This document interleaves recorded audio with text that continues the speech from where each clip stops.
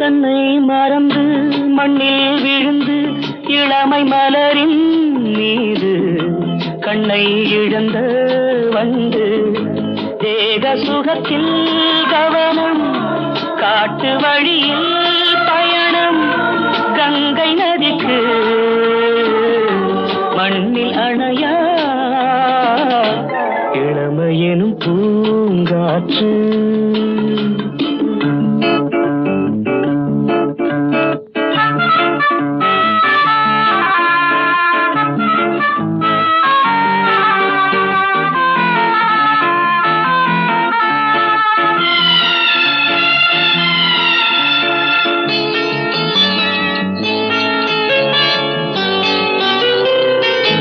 அங்கம் முழுதும் பொங்கும் இளமை இதம் பதமாய் தோன்ற அள்ளி அணைத்த